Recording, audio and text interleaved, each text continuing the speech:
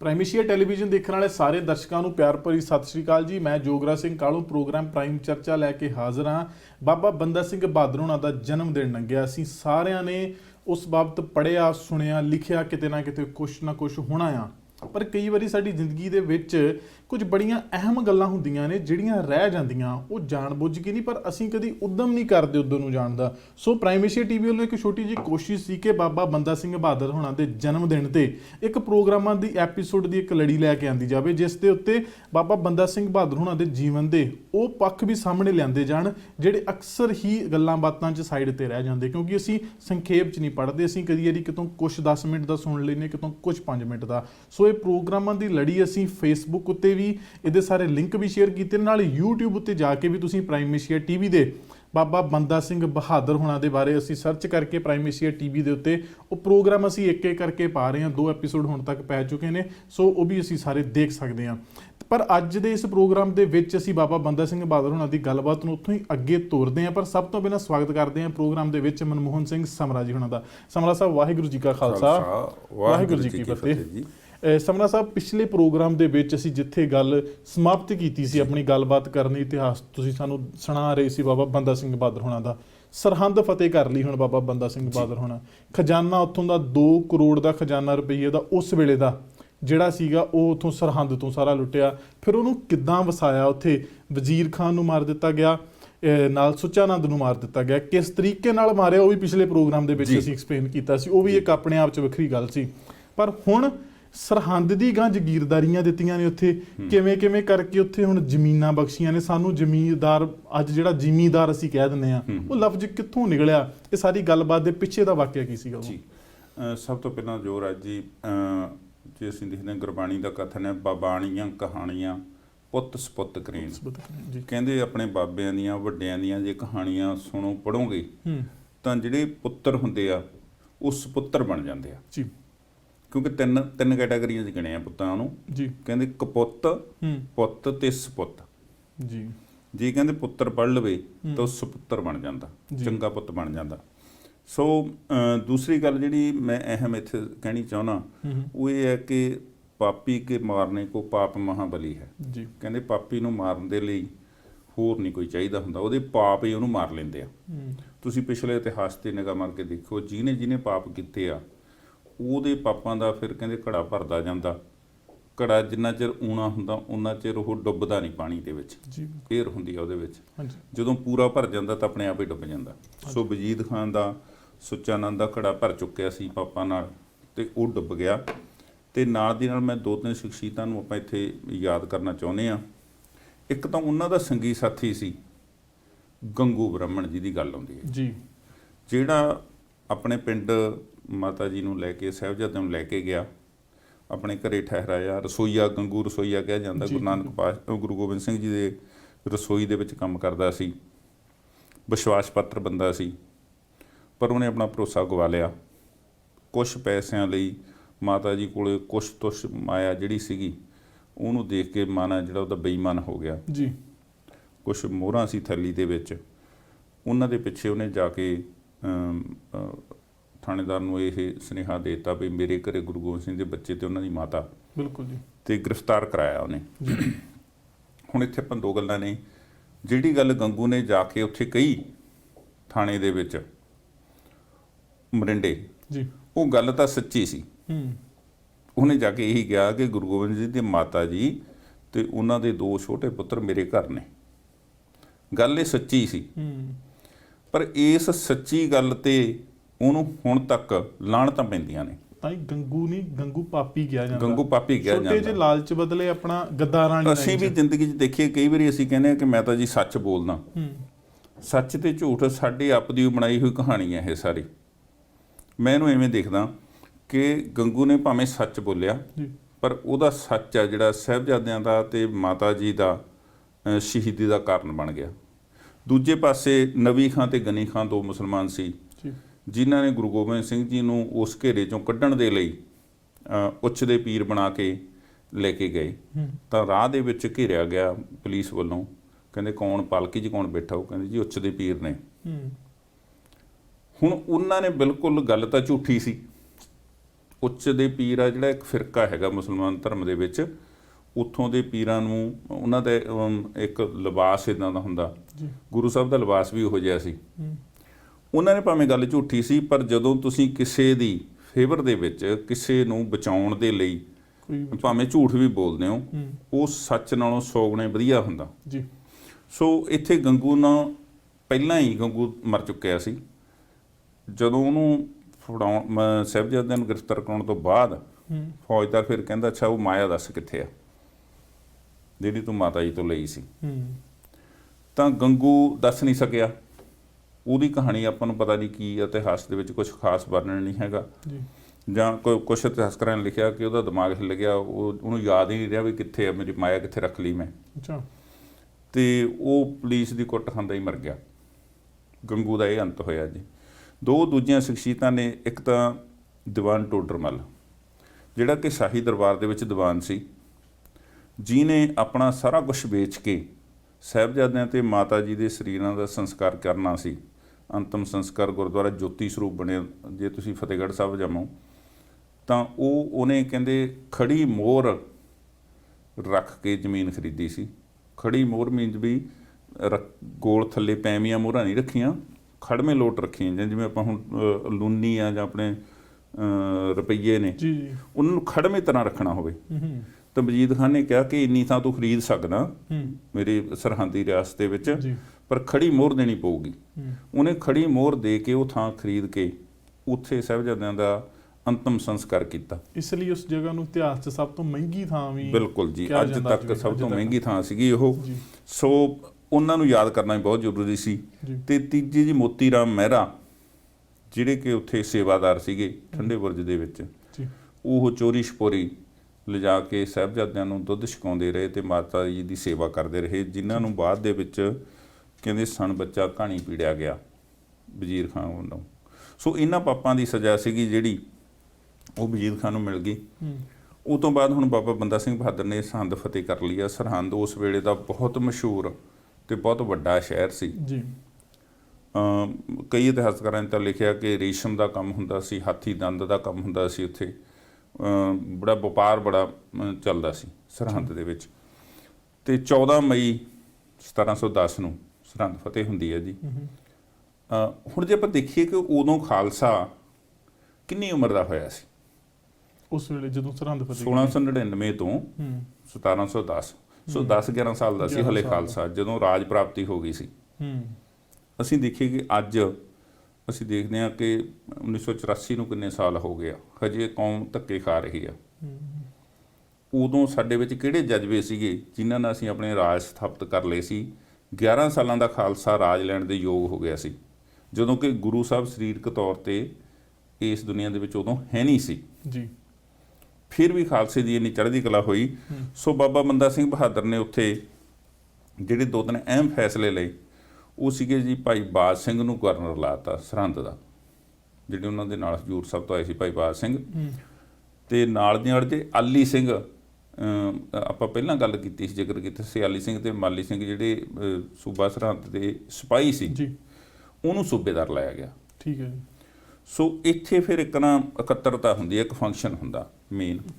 ਬਾਬਾ ਬੰਦਾ ਸਿੰਘ ਬਹਾਦਰ ਨੇ ਉਸ ਫੰਕਸ਼ਨ ਦੇ ਵਿੱਚ ਕੁਝ ਐਲਾਨ ਕਰਦੇ ਆ ਉਹ, ਬਈ ਜਿਹੜਾ ਅਸੀਂ ਰਾਜ ਸਥਾਪਿਤ ਕੀਤਾ ਇਹਦੇ ਵਿੱਚ ਉਹਨਾਂ ਨੇ ਕੁਝ ਅਹਿਮ ਫੈਸਲੇ ਲਏ ਆ। 5 ਐਲਾਨ ਜਿਹੜੇ ਇੱਥੇ ਕੀਤੇ ਸੀ, 5-6 ਐਲਾਨ ਨੇ ਜੀ ਉਹਦੇ ਵਿੱਚ ਜੁੜਵੇਂ ਜੀ। ਤੇ ਜਿਹਦੇ ਵਿੱਚ ਸਭ ਤੋਂ ਪਹਿਲਾ ਹੈਗਾ ਕਿ ਉਹਨਾਂ ਨੇ ਜ਼ਗੀਰਦਾਰੀ ਪ੍ਰਥਾ ਬੰਦ ਕਰਕੇ ਕਿਸਾਨਾਂ ਨੂੰ ਜ਼ਮੀਨ ਦੇ ਮਾਲਕ ਬਣਾਤਾ। ਅੱਛਾ, ਬਈ ਅੱਜ ਤੋਂ ਬਾਅਦ ਕੋਈ ਜ਼ਗੀਰਦਾਰ ਨਹੀਂ, ਜਿਹੜਾ ਬੰਦਾ ਜ਼ਮੀਨ ਵਾਹੁੰਦਾ ਉਹੀ ਜ਼ਮੀਨ ਦਾ ਮਾਲਕ। ਜ਼ਿਮੀਂਦਾਰ ਬਣਾਇਆ, ਜ਼ਿਮੀਂਦਾਰ ਕਹਿ ਲਓ, ਕਿਸਾਨ ਕਹਿ ਲਓ। ਵੈਸੇ ਕਿਸਾਨ ਮੇਰੇ ਖਿਆਲ ਜ਼ਿਆਦਾ, ਜ਼ਿਮੀਂਦਾਰ ਤਾਂ ਫਿਰ ਜ਼ਗੀਰਦਾਰ ਬਣਨ ਨੂੰ ਫਿਰਦੇ ਆ। ਠੀਕ ਹੈ ਜੀ। ਕਿਉਂਕਿ ਜ਼ਗੀਰਦਾਰ ਤੇ ਜ਼ਿਮੀਂਦਾਰ ਹਨ ਨੇੜੇ ਤੇੜੇ ਦੀਆਂ ਗੱਲਾਂ ਨੇ, ਪਰ ਜਦੋਂ ਤੁਸੀਂ ਇਤਿਹਾਸ ਦੇ ਵਿੱਚ ਦੇਖੀਏ ਆਪਾਂ ਨਾ, ਜ਼ਗੀਰਦਾਰ ਕੀ ਆ।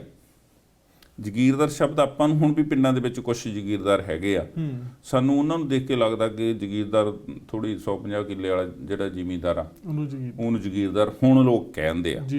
ਪਰ ਮੁਗਲ ਕਾਲ ਦੇ ਵਿੱਚ ਜ਼ਗੀਰਦਾਰ ਸ਼ਬਦ ਆ ਜਿਹੜਾ, ਉਹ ਬੰਦਾ ਹੁੰਦਾ ਸੀਗਾ ਜਿਹਦੇ ਕੋਲ ਹਜ਼ਾਰਾਂ ਏਕੜ ਜ਼ਮੀਨ, ਕਈ ਪਿੰਡ ਉਹਦੇ ਹੁੰਦੇ ਸੀ।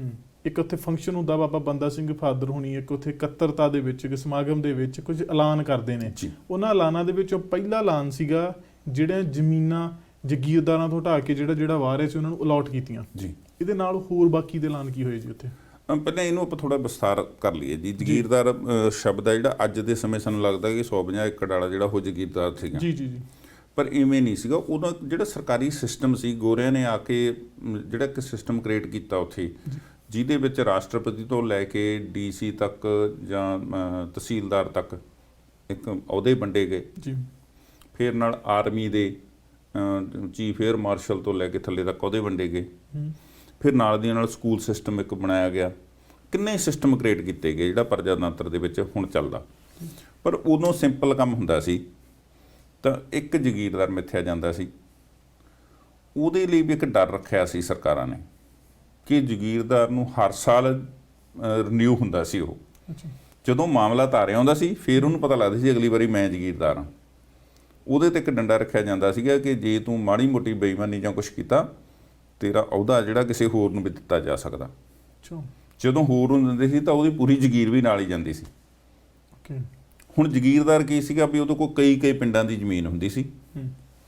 ਉਹ ਉੱਥੋਂ ਕੰਮ ਕਰਨ ਵਾਲੇ ਲੋਕਾਂ ਨੂੰ ਉਹਨਾਂ ਤੋਂ ਠੇਕਾ ਬਟਾਈ ਕਰਦਾ ਸੀ, ਫਸਲ ਦੇ ਵਿੱਚੋਂ ਹਿੱਸਾ ਹੁੰਦਾ ਸੀ ਉਹਦਾ। ਉਹਦੇ ਵਿੱਚੋਂ ਉਹਨੇ ਫਿਰ ਮਾਮਲਾ ਤਾਰਨਾ ਹੁੰਦਾ ਸੀ ਸਰਕਾਰੀ। ਫਿਰ ਜੇ ਕੋਈ ਪੁਲਿਸ ਦਾ ਅਫਸਰ ਜਾਂ ਸਰਕਾਰੀ ਪ੍ਰਜਾਤੰਤਰ ਦੇ ਜੋ ਕੰਮਕਾਰ ਸੀਗੇ ਪਿੰਡ ਪੱਧਰ ਤੱਕ ਦੇ, ਉਹ ਸਾਰੇ ਦੇ ਵਿੱਚ ਉਹ ਸਹਾਈ ਹੁੰਦਾ ਸੀ। ਉਹਨੂੰ ਇੱਕ ਆਪਣੀ ਫੌਜ ਰੱਖਣੀ ਪੈਂਦੀ ਸੀ ਜੀ। ਉਹਨੂੰ ਹੀ ਬਹੁਤੀ ਵਾਰੀ ਜਗੀਰਦਾਰ ਹੀ ਫੌਜਦਾਰ ਹੁੰਦਾ ਸੀ। ਉਹਦੀ ਜ਼ਿੰਮੇਵਾਰੀ ਸੀ ਕਿ ਤੂੰ ਇੰਨੀ ਕੁ ਫੌਜ ਰੱਖਣੀ ਹੈ, ਜੇ ਨੇੜੇ ਤੇੜੇ ਸਾਨੂੰ ਲੋੜ ਪੈ ਗਈ ਤਾਂ ਤੇਰੀ ਫੌਜ ਭੇਜੀ ਜਾਣੀ ਆ ਉੱਥੇ, ਤੇਰੀ ਤਿਆਰ ਬਰ ਤਿਆਰ ਫੌਜ ਚਾਹੀਦੀ ਆ। ਠੀਕ ਹੈ। ਇਹਦੇ ਨਾਲ ਇੱਕ ਹੋਰ ਸ਼ਬਦ ਇਤਿਹਾਸ ਦੇ ਵਿੱਚ ਆਉਂਦਾ ਮਨਸਬਦਾਰ। ਉਹ ਸੀ ਜਿਵੇਂ ਆਪਣੇ ਕਹਿੰਦੇ ਨੰਬਰਦਾਰ ਆਪਾਂ ਕਹਿੰਦੇ ਹਾਂ ਜਿਹਨੂੰ, ਹੁਣ ਉਹਨੂੰ ਪੇ ਮਿਲਦੀ ਸੀ। ਬਹੁਤੀ ਵਾਰੀ ਜਗੀਰਦਾਰ ਹੀ ਮਨਸਬਦਾਰ ਹੁੰਦਾ ਸੀ, ਉਹੀ ਫੌਜਦਾਰ ਹੁੰਦਾ ਸੀ। ਮਤਲਬ ਇੱਕ ਛੋਟੀ ਰਿਆਸਤ ਦਾ ਛੋਟਾ ਰਾਜਾ ਹੀ ਸੀ ਇੱਕ ਤਰ੍ਹਾਂ ਨਾਲ। ਉਹ ਮਨਸਬ ਦਾ ਜਿਹੜਾ ਉਹਦਾ ਕੀ ਕੰਮ ਹੁੰਦਾ ਸੀ? ਨੰਬਰਦਾਰ ਮਨਸਬਦਾਰ ਸੀਗਾ ਜਿਹੜਾ ਜ਼ਮੀਨਾਂ ਦੀ ਬਟਾਈ ਕਰਾਉਂਦਾ, ਬਈ ਕਿੰਨੀ ਫਸਲ ਹੋਈ ਉਹ 'ਚੋਂ ਤੁਲਾਈ ਕਰਵਾਉਣੀ ਆ, ਉਹਨਾਂ ਨੂੰ ਮਾਮਲਾ ਲਾਉਣਾ, ਮਾਮਲਾ ਇਕੱਠਾ ਕਰਨਾ ਮਨਸਬਦਾਰ ਦੇ ਕੰਮ ਸੀ। ਤੇ ਉਹ ਪੇਡ ਜੌਬ ਸੀ, ਇੱਕ ਜੌਬ ਸੀ। ਜਿਹਨਾਂ ਦੇ ਪਿੰਡਾਂ ਲੰਬੜਦਾਰ ਵੀ ਲੰਬੜਦਾਰ ਨੇ ਜਿਵੇਂ ਹਾਂਜੀ ਗਵਾਹੀਆਂ ਕਚਹਿਰੀਆਂ ਦੇ ਕੰਮ ਹੋਰ ਸਾਰੇ ਜਿਹੜੇ ਕਰਦੇ ਆ ਉਹ ਤੁਹਾਨੂੰ ਪਤਾ ਹੀ ਆ ਉਹੀ ਚੱਲਦੇ ਆ। ਠੀਕ ਹੈ। ਤਾਂ ਜਗੀਰਦਾਰ ਦੇ ਉੱਤੇ ਕਈ ਜ਼ਿੰਮੇਵਾਰੀਆਂ ਸੀ। ਫੌਜਦਾਰ ਦਾ ਰੁਤਬਾ ਵੀ ਉਹਦੇ ਕੋਲ ਹੁੰਦਾ ਸੀ।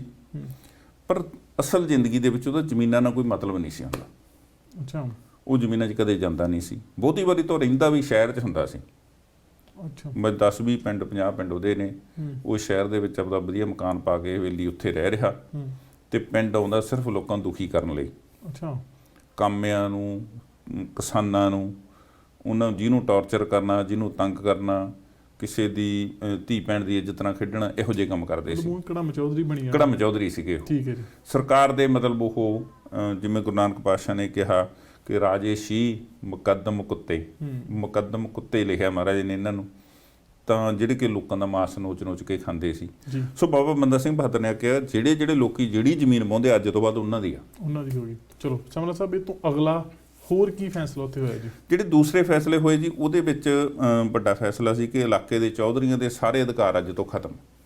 ਅੱਛਾ। ਜਿਹੜੇ ਉਸ ਸਮੇਂ ਦੇ ਚੌਧਰੀ ਸੀ, ਜਿਹੜੇ ਇੱਕ ਤਾਂ ਜਗੀਰਦਾਰ ਸੀ, ਫਿਰ ਇੱਕ ਚੌਧਰੀ ਸੀ ਜਿਹਨੂੰ ਆਪਾਂ ਅੱਜ ਕਹਿੰਦੇ ਆ ਮੁਫਤ ਦੇ ਚੌਧਰੀ ਬਣਿਆ। ਜਗੀਰਦਾਰ ਤੋਂ ਵੀ ਉੱਤੇ ਸੀਗੇ? ਨਹੀਂ, ਇਹ ਉਹ ਤੋਂ ਥੱਲੇ ਸੀ ਜਗੀਰਦਾਰ ਤੋਂ। ਅੱਛਾ। ਇਹ ਜਿਹੜੇ ਫਿਰ ਪਿੰਡ ਪੱਧਰ ਤੇ ਚੌਧਰ ਚਲਾਉਂਦੇ ਸੀ, ਸਰਪੰਚ ਉਹਦਾ ਕੰਮ ਕਰਦੇ ਸੀ। ਹਾਂ, ਜਿਵੇਂ ਸਰਪੰਚ ਕਹਿ, ਮੁਖੀਆ ਕਹਿ ਲਓ, ਸਰਪੰਚ ਕਹਿ ਲਓ। ਠੀਕ ਹੈ ਜੀ।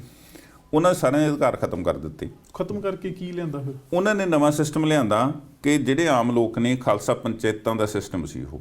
ਪਿੰਡ ਦੇ 5 ਮੋਹਤਬਰ ਬੰਦੇ ਇਕੱਠੇ ਹੋਣ ਤੇ ਉਹ ਪਿੰਡ ਦੀ ਭਲਾਈ ਦੇ ਫੈਸਲੇ ਕਰਨਗੇ। ਇੱਕ ਬੰਦਾ ਨਹੀਂ ਕਰ ਸਕਦਾ। ਇੱਕ ਨਹੀਂ ਕਰ ਸਕਦਾ। ਪਹਿਲਾਂ ਚੌਧਰੀ ਕਰਦੇ ਸੀਗੇ। ਠੀਕ ਹੈ ਜੀ। ਤੀਸਰੀ ਗੱਲ ਜਿਹੜੀ ਉਹਨਾਂ ਨੇ ਕੀਤੀ ਉਹ ਸੀ ਜੀ ਵੀ ਸਾਹਿਬਜ਼ਾਦਿਆਂ ਤੇ ਮਾਤਾ ਜੀ ਦੇ ਸੰਸਕਾਰ ਵਾਲੀ ਜਿਹੜੀ ਥਾਂ, ਗੁਰਦੁਆਰਾ ਜੋਤੀ ਸਰੂਪ ਜਿੱਥੇ ਹੁਣ ਬਣਿਆ ਹੋਇਆ, ਉੱਥੇ ਉੱਚੇ ਥੜੇ ਬਣਾਉਣ ਦਾ ਐਲਾਨ ਕੀਤਾ ਕਿ ਉਹਨਾਂ ਦੀ ਯਾਦ ਦੇ ਵਿੱਚ 3 ਥੜੇ ਬਣਾਏ ਜਾਣਗੇ। ਤੇ ਨਾਲ ਦੀ ਨਾਲ ਜਿਹੜਾ ਲੋਹਗੜ੍ਹ ਦੀਆਂ ਪਹਾੜੀਆਂ ਸੀਗੀਆਂ, ਉੱਥੇ ਦਰਖਤ ਬਹੁਤ ਲੰਬੇ ਸੀ, ਪੁਰਾਣੇ ਦਰਖਤ ਸੀ, ਕਿ ਉੱਥੋਂ ਦਰਖਤ ਵੱਢ ਕੇ ਲਿਆਓ ਤੇ ਇੱਥੇ ਉਹਨਾਂ ਨੂੰ ਗੱਡ ਕੇ ਨਿਸ਼ਾਨ ਸਾਹਿਬ ਲਾਓ ਸ਼ਹੀਦਾਂ ਦੀ ਯਾਦ ਦੇ ਵਿੱਚ। ਠੀਕ ਹੈ। ਸੋ ਇਹ ਐਲਾਨ ਸੀਗਾ ਇੱਕ ਉੱਥੇ ਜੀ। ਤੇ ਨਾਲ ਦੀ ਨਾਲ ਨਿਸ਼ਾਨ ਸਾਹਿਬ ਵੀ ਉੱਥੋਂ ਹੀ ਸ਼ੁਰੂ ਹੋਇਆ। ਨਿਸ਼ਾਨ ਸਾਹਿਬ ਤੋਂ ਪਹਿਲਾਂ ਗੁਰੂ ਗੋਬਿੰਦ ਸਿੰਘ ਜੀ ਤੋਂ ਚੱਲਦੇ ਸੀਗੇ। ਪਰ ਇਸ ਤਰੀਕੇ ਦੇ ਨਾਲ ਜਿਹੜੇ ਫਿਰ ਉਹਨਾਂ ਨੇ ਬਿਲਕੁਲ ਜੀ ਪੱਕੇ ਫਿਰ ਜਿੱਦਾਂ ਕਾਨੂੰਨ ਦੇ ਤੌਰ ਤੇ ਆ ਗਏ। ਅਗਲਾ ਸੀਗਾ ਕਿ ਹਰ ਬੰਦੇ ਨੂੰ ਬਾਬਾ ਬੰਦਾ ਸਿੰਘ ਬਹਾਦਰ ਨੇ ਕਿਹਾ ਕਿ ਸਾਡੇ ਰਾਜ 'ਚ ਰਹਿਣ ਵਾਲੇ ਹਰ ਬੰਦੇ ਨੂੰ ਧਾਰਮਿਕ ਆਜ਼ਾਦੀ ਹੋਊਗੀ ਅੱਛਾ ਤੇ ਗਰੀਬਾਂ ਦੀ ਹਰ ਤਕਲੀਫ ਸੁਣੀ ਜਾਊਗੀ। ਗਰੀਬਾਂ ਤੋਂ ਭਾਵ ਦਲਿਤ ਸਮਾਜ ਸੀਗਾ। ਹੁਣ ਉੱਥੇ ਕੈਟਾਗਰੀਆਂ ਵੰਡੀਆਂ ਸੀ ਜੀ। ਇੱਕ ਤਾਂ ਜ਼ਗੀਰਦਾਰਾਂ ਜੀ, ਉਹ ਤੋਂ ਇੱਕ ਬੰਦਾ ਮਾਮਲੇ ਤੇ ਲੈ ਕੇ ਖੇਤੀ ਕਰਦਾ, ਜ਼ਮੀਨ ਉਹਦੀ ਨਹੀਂ, ਉਹਨੂੰ ਪਤਾ ਪਰ ਉਹਦੇ ਕੋਲ ਸੰਦ ਬਲੇਵਾ ਰੱਖਿਆ ਹੋਇਆ, ਬਲਦ ਰੱਖੇ ਹੋਏ ਨੇ, ਖੇਤੀ ਦਾ ਸਾਰਾ ਕੁਛ ਹੈਗਾ, ਉਹ ਖੇਤੀ ਕਰਦਾ। ਹੁਣ ਉਹਦੇ ਨਾਲ ਉਹ ਤੋਂ ਗਰੀਬ ਇੱਕ ਤਬਕਾ ਸੀਗਾ ਜਿਹੜਾ ਉਹਦੇ ਨਾਲ ਸੀਰੀ ਰਲਦਾ। ਪੁਰਾਣੇ ਸਮੇਂ 'ਚ ਇਹ ਚੀਜ਼ਾਂ ਤਾਂ ਵੈਸੇ ਮੈਂ ਤਾਂ ਆਪ ਵੀ ਦੇਖੀਆਂ ਨੇ ਕਿ ਸੀਰੀ ਆ ਜਿਹੜਾ ਉਹ ਫਸਲ 'ਚ ਕੁਛ ਹਿੱਸਾ ਹੁੰਦਾ ਸੀ ਕਿ ਜੇ ਇੰਨੀਆਂ ਭਰੀਆਂ ਕਣਕ ਦੀਆਂ ਹੋਣਗੀਆਂ ਉਹ 'ਚੋਂ ਇੰਨੀਆਂ ਤੇਰੀਆਂ, ਜੇ ਇੰਨੇ ਮਣ ਕਣਕ ਹੋਊ ਤਾਂ ਇੰਨੀ ਤੇਰੀ।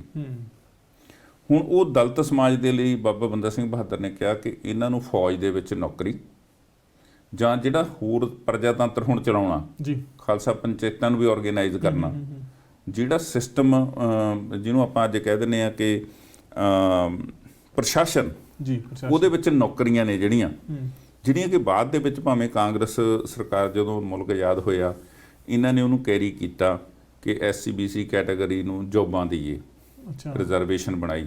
ਪਰ ਬਾਬਾ ਬੰਦਾ ਸਿੰਘ ਬਹਾਦਰ ਨੇ ਗਰੀਬਾਂ ਦੇ ਲਈ ਬਣਾਈ।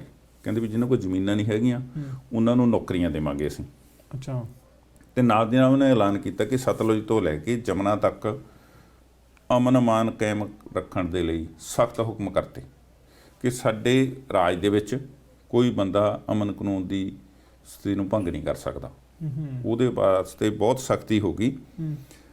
ਤੇ ਇਹਨਾਂ ਚੀਜ਼ਾਂ ਨਾਲ ਜਿਹੜਾ ਆਮ ਲੋਕਾਂ ਦਾ ਜੀਵਨ ਸੀ ਉਹ ਸੁਖਾਲਾ ਹੋ ਗਿਆ।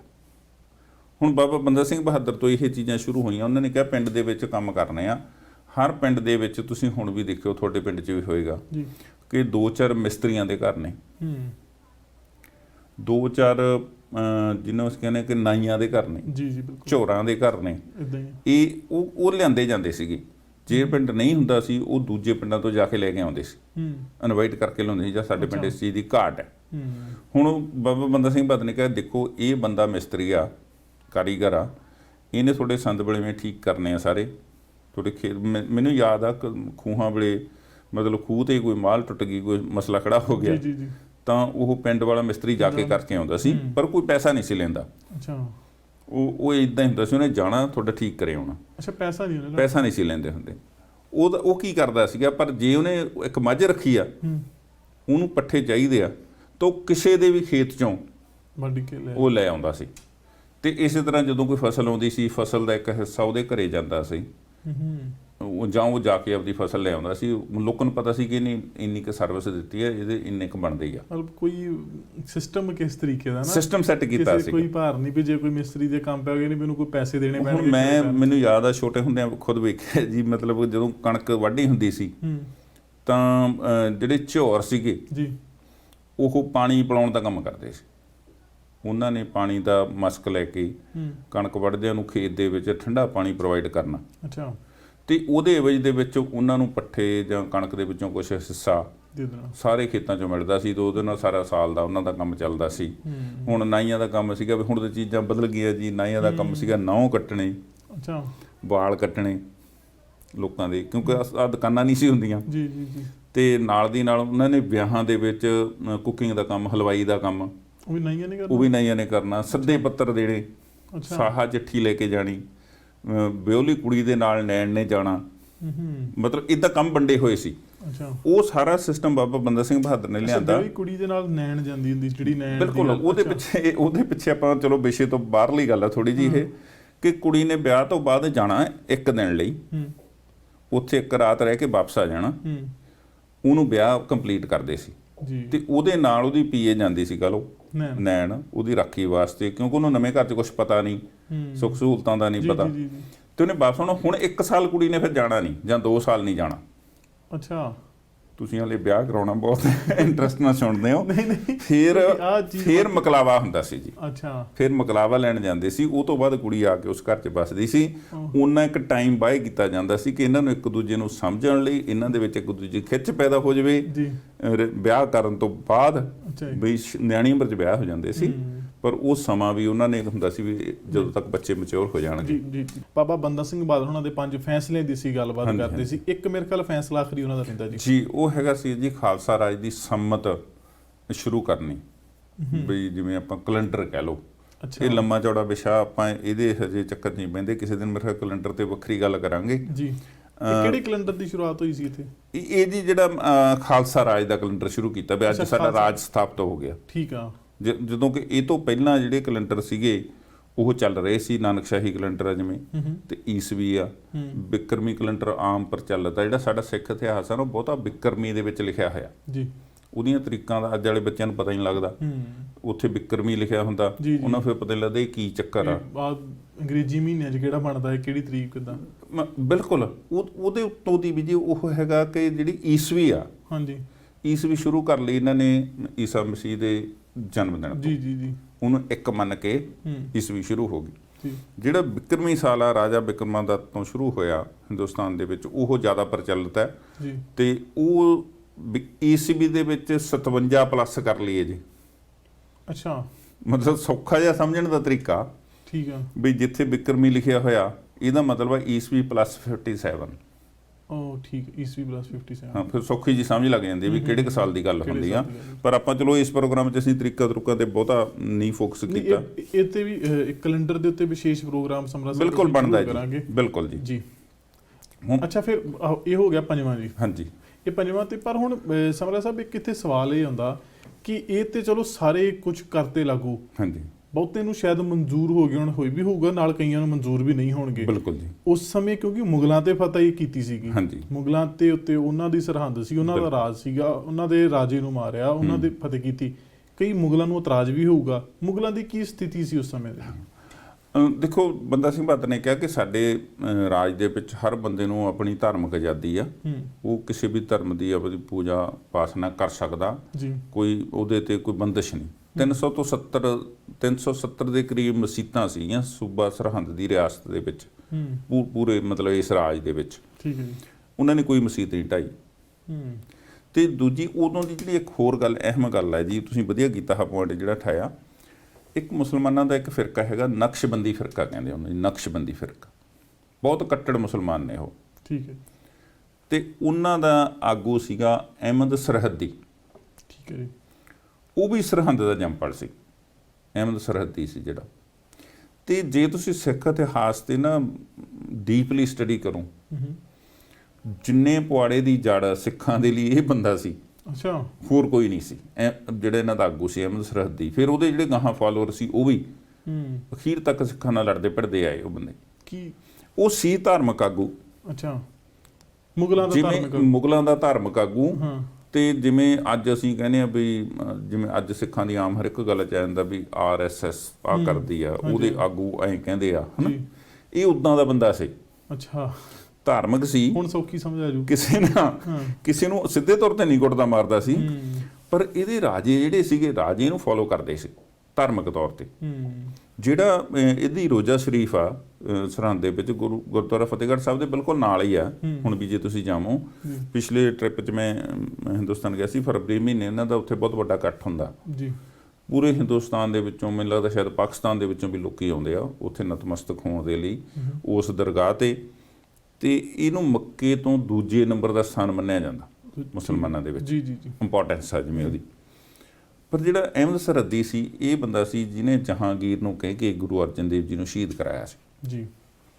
ਇਹਦੀ ਉਦੋਂ ਤੋਂ ਚੱਲਦੀ ਹੁੰਦੀ ਸੀ, ਕਿਉਂਕਿ ਧਾਰਮਿਕ ਆਗੂ ਸੀ। ਇਹਨੂੰ ਲੱਗਦਾ ਸੀਗਾ ਕਿ ਗੁਰੂ ਅਰਜਨ ਦੇਵ ਜੀ ਹਿੰਦੂਆਂ ਨੂੰ ਤਾਂ ਸਿੱਖ ਬਣਾਈ ਰਹੇ ਨੇ, ਵਿੱਚ ਕਈ ਮੁਸਲਮਾਨ ਮੀਆਂ ਮੀਰ ਵਰਗੇ ਵੀ ਇਹਨਾਂ ਦੇ ਸ਼ਰਧਾਲੂ ਹੋ ਗਏ ਜੀ। ਉਹਨੂੰ ਲੱਗਦਾ ਕਿ ਸਾਡੇ ਧਰਮ ਨੂੰ ਖਤਰਾ ਹੋ ਰਿਹਾ। ਸੋ ਉਹਨੇ ਗੁਰੂ ਅਰਜਨ ਦੇਵ ਦੀ ਸ਼ਹੀਦੀ ਦੇ ਵਿੱਚ ਅਹਿਮਦ ਸਰਹੱਦੀ ਦਾ ਵੀ ਯੋਗਦਾਨ ਸੀ ਜੀ, ਧਾਰਮਿਕ ਤੌਰ ਤੇ। ਠੀਕ ਹੈ। ਉਹ ਤੋਂ ਬਾਅਦ ਇਸੇ ਫਿਰਕੇ ਨੇ ਔਰੰਗਜ਼ੇਬ ਤੇ ਵਜ਼ੀਰ ਖਾਨ ਨੂੰ ਕਹਿ ਕੇ ਗੁਰੂ ਗੋਬਿੰਦ ਸਿੰਘ ਦੇ ਖਿਲਾਫ, ਜੋ ਗੁਰੂ ਤੇਗ ਬਹਾਦਰ ਦੀ ਸ਼ਹੀਦੀ ਜੀ ਤੇ ਨਾਲ ਦੀ ਨਾਲ ਗੁਰੂ ਗੋਬਿੰਦ ਸਿੰਘ ਜੀ ਦੇ ਖਿਲਾਫ ਜਿੰਨਾ ਇਹਨਾਂ ਨੇ ਛੜਯੰਤਰ ਰਚਿਆ, ਜਿਹਦੇ ਵਿੱਚ ਸਾਹਿਬਜ਼ਾਦੇ ਸ਼ਹੀਦ ਹੋਏ, ਉਹਦੇ ਪਿੱਛੇ ਜਿਹੜਾ ਕੀ ਦੇ ਇਹ ਬੰਦੇ ਸੀਗੇ ਅਹਿਮਦ ਸਰਹੱਦੀ ਵਾਲੇ। ਕਿਉਂਕਿ ਇਹ ਕਹਿੰਦੇ ਸੀ ਕਿ ਦੂਜਾ ਧਰਮ ਕੋਈ ਫੈਲਣਾ ਨਹੀਂ ਚਾਹੀਦਾ, ਅਸੀਂ ਤਾਂ ਦੋ ਤੋਂ ਇੱਕ ਕਰਨਾ ਹੈ। ਗੁਰੂ ਤੇਗ ਬਹਾਦਰ ਜੀ ਨੂੰ ਔਰੰਗਜ਼ੇਬ ਨੇ ਕਿਹਾ ਸੀ ਕਿ ਮੈਂ ਤਾਂ ਦੋ ਧਰਮਾਂ ਤੋਂ ਇੱਕ ਕਰਨ ਦੀ ਸੋਚ ਰਿਹਾ ਕਿ ਹਿੰਦੂਆਂ ਨੂੰ ਖਤਮ ਕਰਕੇ ਇਕੱਲਾ ਮੁਸਲਮਾਨ ਹੀ ਹੋਵੇ, ਕੋਈ ਲੜਾਈਆਂ ਮੁੱਕ ਜਾਣਗੀਆਂ। ਆਪਦੇ ਤੋਂ ਉਹ ਲੌਜਿਕ ਦੇ ਰਿਹਾ ਸੀ ਕਿ ਜੇ ਇੱਕੋ ਧਰਮ ਹੋਈ ਲੜਾਈਆਂ ਨਹੀਂ ਹੋਣਗੀਆਂ। ਤਾਂ ਗੁਰੂ ਪਾਤਸ਼ਾਹ ਕਹਿੰਦੇ ਵੀ ਅਸੀਂ 3 ਕਰਨ ਦੀ ਗੱਲ ਕਰਦੇ ਹਾਂ, 2 ਹੀ ਕਾਹਤੋਂ ਜੀ, ਅਸੀਂ ਇੱਕ ਤੀਜਾ ਵੱਖਰਾ ਪੰਥ ਲੈ ਕੇ ਆਉਣ ਲੱਗੇ ਹਾਂ। ਸੋ ਇਹ ਬੰਦਿਆਂ ਦਾ ਵੀ ਇਹ ਅਸਲ ਸਮਰਾ ਸਾਹਿਬ ਉਹ ਬੰਦੇ ਸੀ ਜਿਨ੍ਹਾਂ ਦੇ ਕਾਰਨ ਇਹ ਸਾਰਾ ਕੁਝ ਚੱਲਦਾ ਸੀਗਾ। ਕਿਉਂਕਿ ਜਿਹੜੇ ਉਹ ਉਸ ਮੌਕੇ ਦੇ ਹਾਕਮਾਂ ਦੇ ਕੰਨ ਵੀ ਭਰਦੇ ਸੀ, ਜਿੱਥੇ ਲੋੜ ਪੈਣੀ ਉਧਰ ਦੇ ਹੋ ਜਾਣਾ, ਜਿੱਥੇ ਲੋੜ ਪੈਣੀ ਉਹਨਾਂ ਦੀ ਨਿੰਦਿਆ ਵੀ ਕਰ ਦੇਣੀ, ਚੁਗਲੀ ਵੀ ਕਰ ਦੇਣੀ, ਹਰ ਇੱਕ ਤਰੀਕੇ ਨਾਲ ਆਪਣਾ ਕੰਮ ਸਵਾਰਨਾ ਬਸ। ਬਿਲਕੁਲ ਜੀ। ਤੇ ਇਸ ਬੰਦੇ ਦੀ ਜਿਹੜੀ ਕਬਰ ਆ ਉਹ ਵੀ ਉੱਥੇ ਹੀ ਹੈ ਜੀ, ਰੋਜ਼ਾ ਸ਼ਰੀਫ ਆ ਜਿਹੜਾ ਉੱਥੇ ਬਣੀ ਹੋਈ ਆ, ਅਹਿਮਦ ਸਰਦੀ ਦੀ ਕਬਰ ਆ। ਤੇ ਬਾਬਾ ਬੰਦਾ ਸਿੰਘ ਬਹਾਦਰ ਨੇ ਉਹ ਵੀ ਢਾਇਆ ਨਹੀਂ ਉਦੋਂ, ਉਹ ਕਹਿੰਦੇ ਤੁਹਾਡਾ ਧਾਰਮਿਕ ਵਿਸ਼ਵਾਸ ਆ, ਮੁਬਾਰਕ ਆ ਤੁਹਾਨੂੰ। ਪਰ ਨਾਲ ਦੀ ਨਾਲ ਉਹਨਾਂ ਨੇ ਇੱਕ ਹੋਰ ਗੱਲ ਅਹਿਮ ਜਿਹੜੀ ਸੀਗੀ ਜੀ, ਜਜ਼ੀਆ ਟੈਕਸ ਲਾਉਂਦੇ ਸੀ ਇੱਕ। ਅੱਛਾ, ਜਜ਼ੀਆ ਟੈਕਸ ਹੁੰਦਾ ਵੀ ਮੁਸਲਮਾਨ ਨਾ ਹੋਣ ਦਾ ਟੈਕਸ।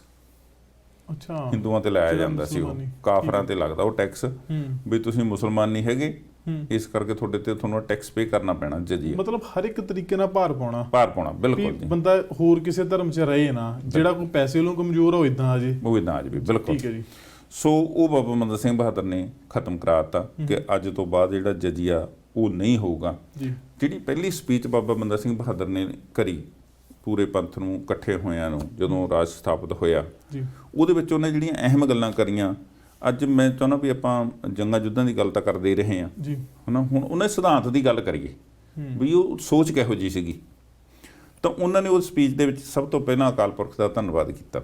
ਅੱਛਾ, ਕਹਿੰਦੇ ਵੀ ਇਹ ਜਿਹੜੀਆਂ ਜੰਗਾਂ ਜਿੱਤ ਹੋਈਆਂ ਨੇ, ਇਹ ਉਸ ਅਕਾਲ ਪੁਰਖ ਦੀ ਮਿਹਰ ਸਦਕਾ ਹੋਈਆਂ ਨੇ, ਮੈਂ ਕੁਛ ਨਹੀਂ ਕੀਤਾ। ਵਿਨਿੰਗ ਸਪੀਚ ਜਿਹਨੂੰ ਕਹਿੰਦੇ ਆ। ਯੈਸ, ਵਿਨਿੰਗ ਸਪੀਚ ਸੀ। ਠੀਕ ਹੈ ਜੀ।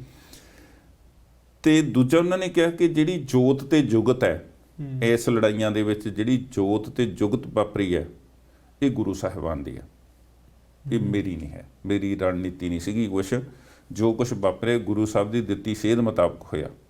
ਸੋ 2 ਗੱਲਾਂ, ਅਕਾਲ ਪੁਰਖ ਦੇ ਵਿੱਚ ਵਿਸ਼ਵਾਸ ਤੇ ਆਪਣੇ ਗੁਰੂ ਦਾ ਅਥਾਹ ਭਰੋਸਾ, ਤੇ ਉਹਨਾਂ ਦੀ ਜੁਗਤ ਤੇ ਚੱਲ ਕੇ ਉਹਨਾਂ ਨੇ ਰਾਜ ਕਾਇਮ ਕੀਤਾ। ਜਿਹੜੀ ਤੀਜੀ ਗੱਲ ਸੀ, ਉਹ ਕਹਿੰਦੇ ਜੀ ਜਿਹੜੇ ਇਹ ਜ਼ਾਲਮ ਸੀ ਜੀ, ਇਹਨਾਂ ਨੂੰ ਇਹਨਾਂ ਦੀ ਕੀਤੀ ਦਾ ਫਲ ਗੁਰੂ ਸਾਹਿਬ ਨੇ ਭੁਗਤਾਇਆ। ਮੈਂ ਨਹੀਂ ਇਹਨਾਂ ਨੂੰ ਮਾਰਿਆ, ਮੈਂ ਕੁਛ ਨਹੀਂ ਕੀਤਾ, ਇਹਨਾਂ ਨੂੰ ਇਹਨਾਂ ਦੀਆਂ ਕੀਤੀਆਂ ਦਾ ਫਲ ਮਿਲਣਾ ਹੀ ਸੀ ਗੁਰੂ ਸਾਹਿਬ ਵੱਲੋਂ। ਜਿਵੇਂ ਕਿ ਆਪਾਂ ਪਹਿਲਾਂ ਗੱਲ ਕੀਤੀ ਕਿ ਪਾਪੀ ਕੇ ਮਾਰਨੇ ਕੋ ਪਾਪ ਮਹਾਬਲੀ ਹੈ। ਉਹ ਕਹਿੰਦੇ ਮੈਂ ਨਹੀਂ ਕਿਸੇ ਨੂੰ ਮਾਰਿਆ, ਇਹਨਾਂ ਦੇ ਪਾਪਾਂ ਨੇ ਇਹਨਾਂ ਨੂੰ ਮਾਰਿਆ। ਜਿਹੜੀ ਅਗਲੀ ਗੱਲ ਉਹਨਾਂ ਨੇ ਕੀਤੀ, ਉਹ ਕੀਤੀ ਕਿ ਜਿਹੜੇ ਸਿੰਘ ਸਿੰਘਣੀਆਂ ਇਸ ਜੰਗ ਦੇ ਵਿੱਚ ਸ਼ਹੀਦ ਹੋ ਗਏ, ਇਸ ਲੜਾਈ ਦੇ ਵਿੱਚ, ਉਹਨਾਂ ਸਾਰਿਆਂ ਨੂੰ ਅਸੀਂ ਯਾਦ ਕਰਦੇ ਹਾਂ ਤੇ ਹਮੇਸ਼ਾ ਅਸੀਂ ਉਹਨਾਂ ਦੇ ਰਿਣੀ ਰਵਾਂਗੇ। ਉਹਨਾਂ ਸ਼ਹੀਦਾਂ ਨੂੰ ਜਿਨ੍ਹਾਂ ਨੇ ਲੜਾਈ ਜਿੱਤੀ, ਉਹਨਾਂ ਨੂੰ ਵੀ ਯਾਦ ਕੀਤਾ ਜੀ। ਤੇ ਨਾਲ ਦੀ ਨਾਲ ਉਹਨਾਂ ਨੇ ਇੱਕ ਹੋਰ ਗੱਲ ਕੀਤੀ, ਕਹਿੰਦੇ ਵੀ ਜੇ ਇਹਨਾਂ ਪਾਪੀਆਂ ਨੂੰ ਸਜ਼ਾ ਨਾ ਮਿਲਦੀ ਤਾਂ ਰਾਜਨੀਤੀ ਦੀ ਜੈ ਜੈਕਾਰ ਹੋਣੀ ਸੀ।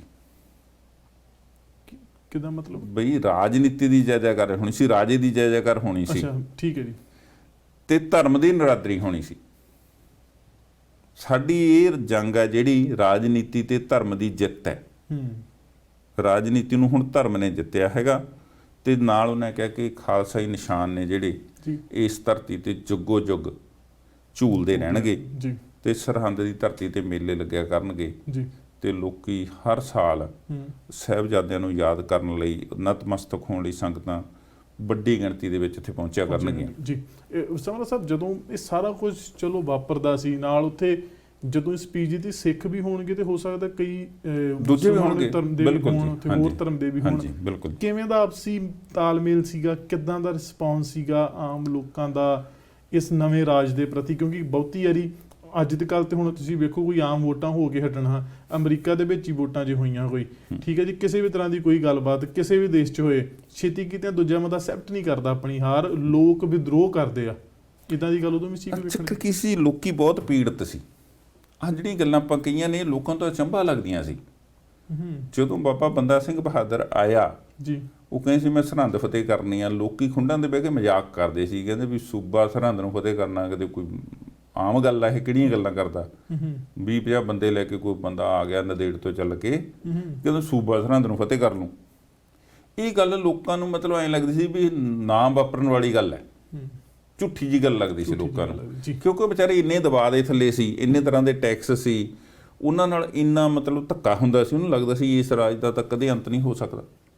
ਅੱਜ ਵੀ ਸਾਨੂੰ ਲੱਗਦਾ ਹੁੰਦਾ ਕਿ ਇਸ ਰਾਜ ਦਾ ਕਦੇ ਅੰਤ ਨਹੀਂ ਹੋਣਾ, ਇੰਨਾ ਪਾਵਰਫੁਲ ਸ਼ਕਤੀਸ਼ਾਲੀ ਰਾਜ ਆ, ਪਰ ਲੋਕਾਂ ਦੀ ਸ਼ਕਤੀ ਹਮੇਸ਼ਾ ਵੱਡੀ ਹੈ। ਸਮਰਾ ਸਾਹਿਬ, ਅਸੀਂ ਹੁਣ ਗੱਲਬਾਤ ਜਿਹੜੀ ਬਾਬਾ ਬੰਦਾ ਸਿੰਘ ਬਹਾਦਰ ਹੋਣਾ ਨੇ ਆਪਣੀ ਫਤਿਹ ਸਪੀਚ ਜੇ ਕਹਿ ਦਈਏ ਅਸੀਂ, ਉਹ ਵੀ ਉੱਥੇ ਦਿੱਤੀ, ਵਿਨਿੰਗ ਸਪੀਚ ਜਿਹੜੀ ਦਿੱਤੀ, ਉਹਦੇ ਵਿੱਚ ਉਹਨਾਂ ਜੋ ਫਰਮਾਨ ਵੀ ਸੁਣਾਏ, ਉਹਨਾਂ ਫੈਸਲੇ ਵੀ ਕੀਤੇ, ਲੋਕ ਸਹਿਮਤ ਵੀ ਸੀ ਕਿਉਂਕਿ ਉੱਥੇ ਹਰ ਧਰਮ ਦਾ ਲੋਕ ਉਸ ਸਮੇਂ ਸਰਹੰਦ ਦੇ ਵਿੱਚ ਵੱਡਾ ਰਾਜ ਸੀਗਾ, ਵੱਡਾ ਸੂਬਾ ਸੀ, ਉੱਥੇ ਸਾਰੇ ਮੌਜੂਦ ਸੀ। ਲੋਕਾਂ ਦੀ ਕਿੰਨੀ ਕੁ ਛੇਤੀ ਆਪਣੀ ਹਾਰ ਮੁਗਲਾਂ ਨੇ ਮੰਨ ਲਈ, ਕਿਉਂਕਿ ਇਦਾਂ ਵੀ ਨਾਲ ਹੁੰਦਾ ਕਿ ਜਦੋਂ ਵੀ ਕੋਈ ਸਾਡੇ ਤੇ ਜਾਂ ਕਿਸੇ ਵੀ ਸ਼ਹਿਰ ਤੇ ਚੜ੍ਹ ਕੇ ਆਉਂਦਾ ਮੰਨ ਲੈਂਦੇ ਲੋਕ, ਪਰ ਅੰਦਰ ਖਾਤੇ ਸਿਆਸਤ ਵੀ ਨਾਲ ਚੱਲਦੀ ਰਹਿੰਦੀ ਹੈ। ਹਾਂਜੀ, ਉਹ ਇਦਾਂ ਨਹੀਂ ਵੀ ਉਹ ਰੁਕ ਕੇ ਬੈਠ ਜਾਣਗੀ। ਆਪਣੇ ਸਿੱਖਾਂ ਦਾ ਉਸ ਸਮੇਂ ਦਾ ਕਿੱਦਾਂ ਦਾ ਵਤੀਰਾ ਸੀਗਾ ਤੇ ਜਿਹੜੇ ਉਸ ਸਮੇਂ ਦੇ ਮੁਗਲ ਸੀਗੇ, ਆਪਸੀ ਮੇਲ ਜੋਲ ਕਿਵੇਂ ਦਾ ਚੱਲਿਆ ਸਾਰਾ ਕੁਝ? ਦੋ ਤਿੰਨ ਗੱਲਾਂ ਹੋਈਆਂ ਜੀ ਇਹਦੇ ਵਿੱਚ। ਜੀ, ਜਿਹੜੇ ਲੋਕੀ ਸਰਕਾਰ ਦੇ ਵਿੱਚ ਜਿਨ੍ਹਾਂ ਦੇ ਅਹੁਦੇ ਸੀ, ਚੌਧਰੀ ਸੀ, ਜਗੀਰਦਾਰ ਸੀ, ਉਹ ਕਦੋਂ ਟਿਕ ਕੇ ਬੈਠਣ ਵਾਲੇ ਸੀ, ਪਹਿਲੀ ਤਾਂ ਗੱਲ ਇਹ। ਦੂਸਰੀ ਗੱਲ ਸੀਗੀ ਕਿ ਬਾਬਾ ਜੀ ਨੇ ਕਹਿ ਦਿੱਤਾ ਕਿ ਜਾਤ ਪਾਤ ਆ ਜਿਹੜੀ, ਇਹਨੂੰ ਅਸੀਂ ਨਹੀਂ ਮੰਨਦੇ, ਊਚ ਨੀਚ ਨੂੰ ਅਸੀਂ ਨਹੀਂ ਮੰਨਦੇ। ਹੁਣ ਜਿਹੜੇ ਦਲਿਤ ਸਮਾਜ ਦੇ ਲੋਕ ਸੀ ਉਹਨਾਂ ਨੂੰ ਮਨਸਬਦਾਰ ਲਾ ਦਿੱਤਾ, ਜਿਹੜੇ ਪ੍ਰਸ਼ਾਸਨ ਦਾ ਕੰਮ ਕਰਨਗੇ। ਹੁਣ ਜਿਹੜੇ ਉੱਚ ਸ਼੍ਰੇਣੀ ਬ੍ਰਾਹਮਣ ਸੀ ਉਹਨਾਂ ਨੂੰ ਵੀ ਤਕਲੀਫ ਹੋ ਰਹੀ ਸੀ ਜੀ।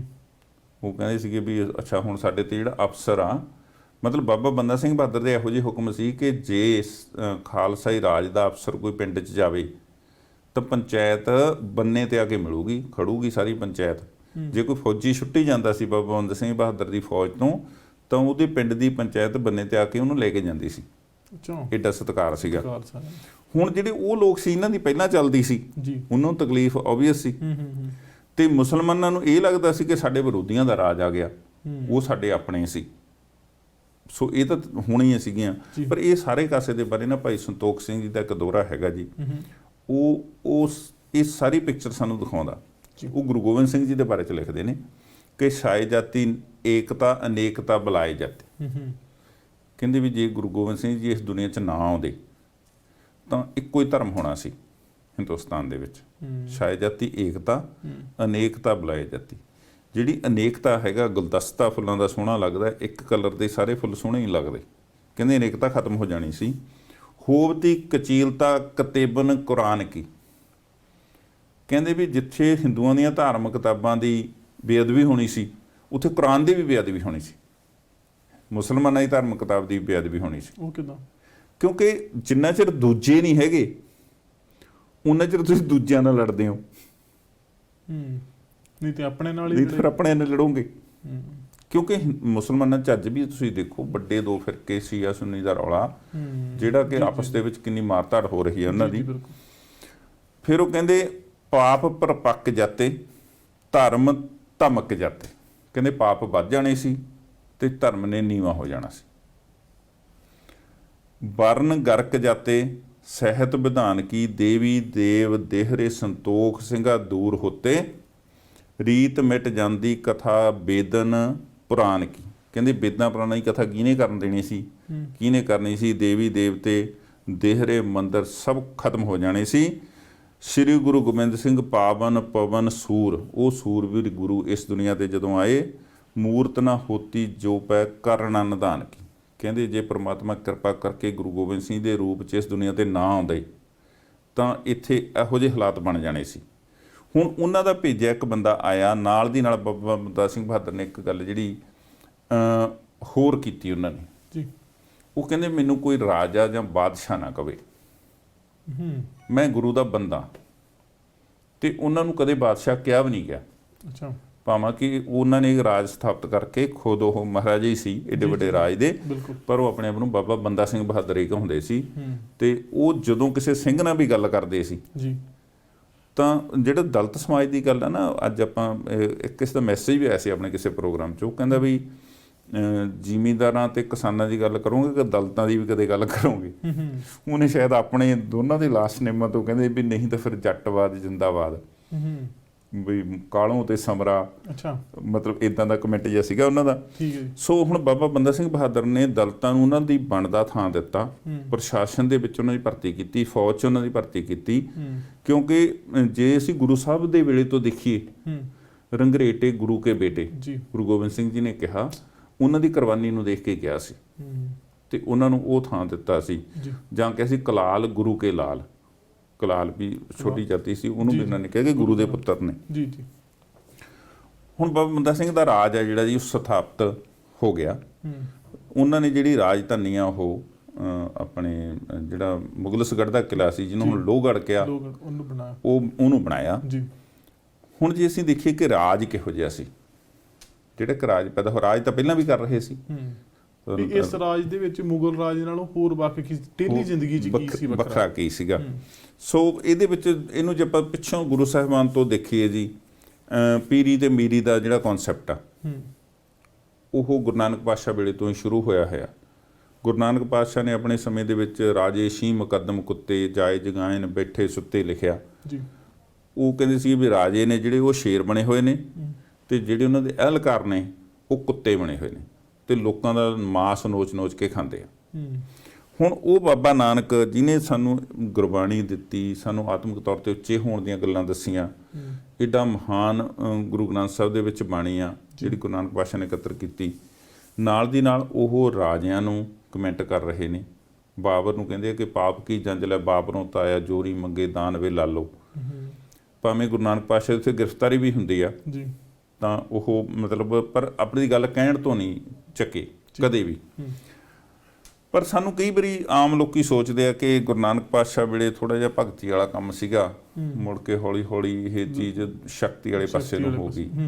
ਪਰ ਜਦੋਂ ਅਸੀਂ ਨਿਗਾਹ ਮਾਰਦੇ ਆ ਗੁਰੂ ਨਾਨਕ ਪਾਤਸ਼ਾਹ ਬਾਰੇ ਨਾ, ਇੱਕ ਇੰਗਲਿਸ਼ ਦਾ ਲਿਖਾਰੀ ਆ, ਉਹਦਾ ਹੈਗਾ C.H. ਪੈਨ ਲਿਖਦਾ ਕਿ ਗੁਰੂ ਨਾਨਕ ਪਾਤਸ਼ਾਹ ਜਿਹੜਾ ਉਪਦੇਸ਼ ਸੀਗਾ ਉਹ ਬਾਕੀ ਸੁਧਾਰਕਾਂ ਨਾਲੋਂ ਬਿਲਕੁਲ ਵੱਖਰਾ ਸੀ।